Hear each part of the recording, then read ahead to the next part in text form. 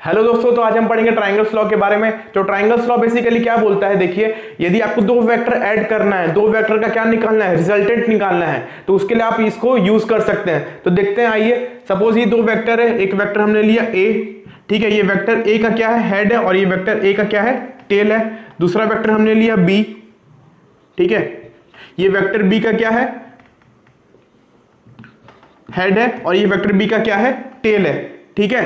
तो अब देखिए वेक्टर बी का टेल और वेक्टर ए का हेड क्या है, जुड़ा हुआ है। तो vector A and vector B are in same order, ठीक है। दोनों का ऑर्डर सेम है। ऑर्डर का सेम है मतलब बोलने का है कि बी का टेल और ए का हेड जुड़ा हुआ है। तो देखिए अब हम क्या करेंगे, ये दोनों वेक्टर का क्या निकालेंगे, रिजल्ट निकालेंगे, दोनों को ऐड करेंगे।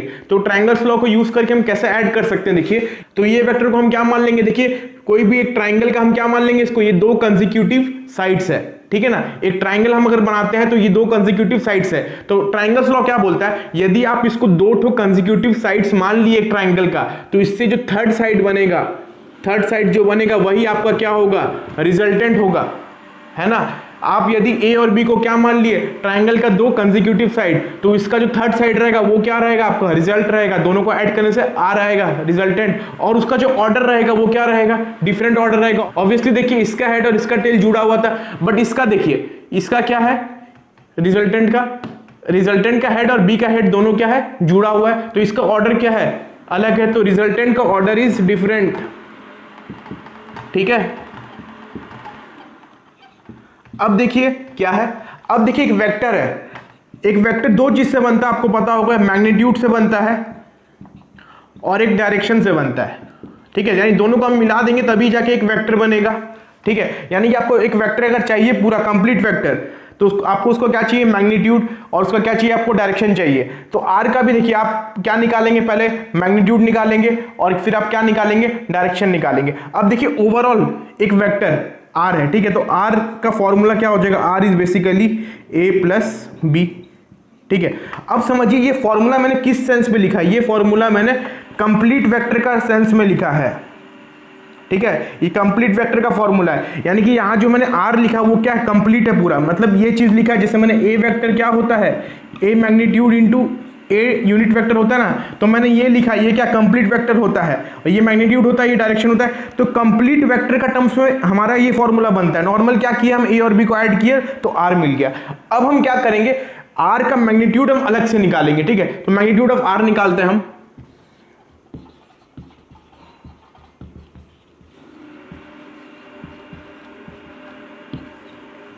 ठीक है। अब देखिए हम क्या करते हैं इसमें, सपोज इसको हम यहां पर ऐसे बढ़ा देते हैं, ठीक है। ए और बी का बीच का एंगल को हम लेते हैं थीटा, ए और आर के बीच का एंगल को लेते हैं हम बीटा, ठीक है। अब देखिए ये एंगल कितना है, 90 डिग्री है, ठीक है। तो यदि मैं निकालता हूं साइन थीटा, ठीक है, इसका मैं नाम दे देता हूं, ठीक है। Suppose this is P, this is Q, this is S, this is T, ठीक है। तो मैंने पॉइंट्स का नाम दे दिया P, Q, S, T।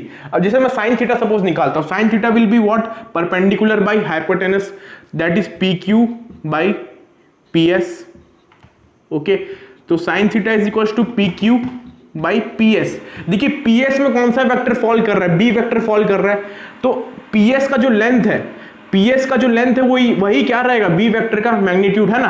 कोई भी एरो का लेंथ अपने को क्या बताता है, उसका मैग्नीट्यूड बताता है। तो PS का लेंथ क्या रहेगा, B वेक्टर का मैग्नीट्यूड रहेगा, ठीक है। समझ पा रहे हैं। देखिए हम किसके लिए निकाल रहे हैं फॉर्मूला, मैग्नीट्यूड के लिए निकाल रहे हैं। डायरेक्शन का यहां पर कोई भी रोल नहीं है, कोई रोल नहीं है डायरेक्शन का, यहां पर खाली हम बात कर रहे हैं आर का मैग्नीट्यूड के बारे में, ठीक है। अब देखिए यहां से PQ कितना हो जाएगा,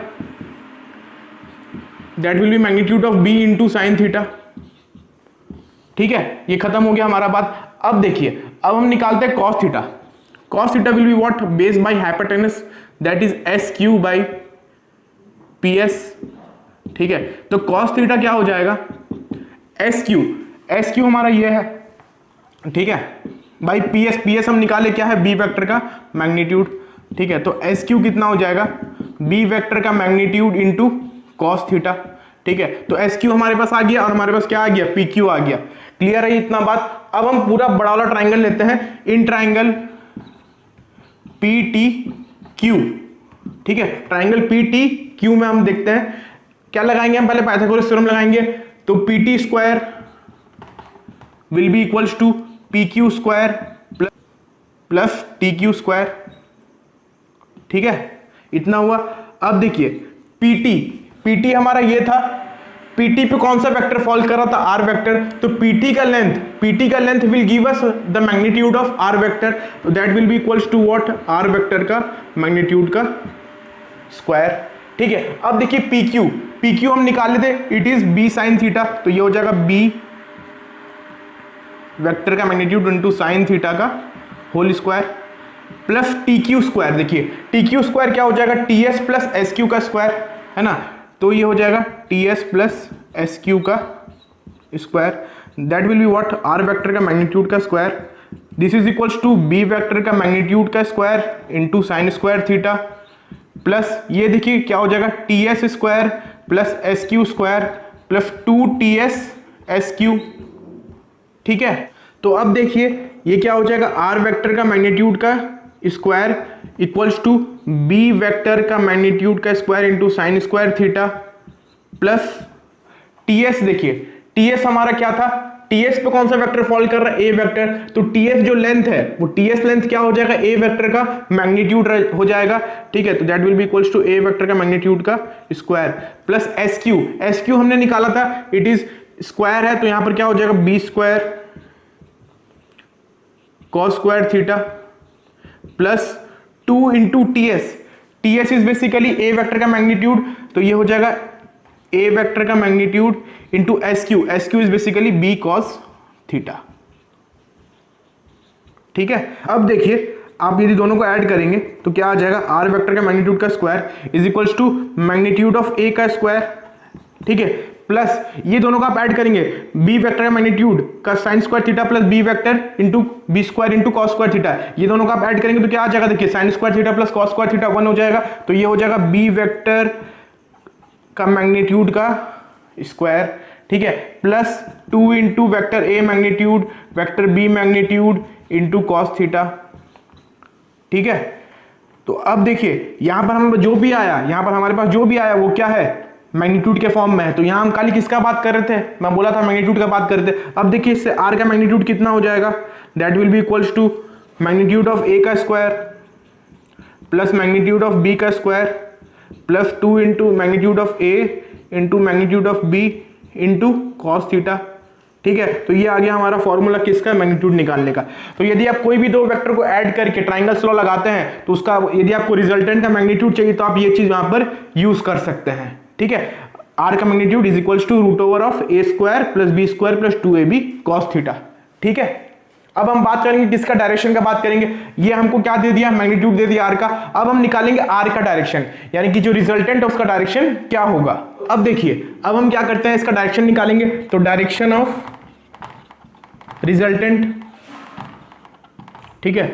अब देखिए मैं क्या करता हूं, सपोज मैं निकालता हूं tan बीटा, ठीक है। देखो डायरेक्शन में किस सेंस में निकालूंगा, तो डायरेक्शन मैं किस सेंस में निकालूंगा, मैं उस सेंस में निकालूंगा कि मुझे रिजल्टेंट का एंगल पता चल जाएगा विथ रेस्पेक्ट टू ए, है ना। मैं क्या निकालूंगा, ए के रेस्पेक्ट में, ए वेक्टर के रेस्पेक्ट में रिजल्टेंट कितना एंगल बना रहा है, तो मुझे उसका डायरेक्शन पता चल जाएगा ना। सपोज 30 डिग्री बना रहा है तो मैं क्या बोल दूंगा, resultant is an angle of 30 degree with respect to A, ठीक है। तो हमारा रेफरेंस क्या रहेगा, यहां पर ए वेक्टर रहेगा। ए वेक्टर का रेफरेंस में हम क्या निकालेंगे, रिजल्टेंट का डायरेक्शन निकालेंगे, ठीक है। तो tan बीटा सपोज मैं निकालता हूं, tan beta will be what, P Q by base will be T Q, ठीक है। तो पी क्यू देखिए क्या था, बेसिकली पी क्यू था हमारा B sine theta by T Q is T S plus S Q, ठीक है, which implies tan beta is equals to B vector का magnitude into sine theta by TS क्या था, ए वेक्टर का magnitude plus S Q, ठीक है। S Q हम कितना निकाले थे, B vector magnitude into cos theta. तो ये आ गया हमारे पास फॉर्मूला किसका, डायरेक्शन का, ठीक है, तो इससे हम क्या कर सकते हैं, डायरेक्शन निकाल सकते हैं। और डायरेक्शन हम किसके रिस्पेक्ट में निकाल रहे हैं, ए वेक्टर का रिस्पेक्ट में निकाल रहे हैं। इससे हमको क्या पता चल जाएगा, बीटा एंगल किसके बीच का एंगल है, रिजल्टेंट और ए के बीच का एंगल है। ठीक है, अब देखिए ये जो फॉर्मूला हम पढ़े थे ये किसके लिए बना, कंप्लीट वेक्टर, यानी कि पूरा ओवरऑल वेक्टर के लिए ये फॉर्मूला बना। ठीक है, ये फॉर्मूला किसके लिए बना, खाली मैग्नीट्यूड के लिए बना। और ये फॉर्मूला किसके लिए बना, सिर्फ डायरेक्शन के लिए बना।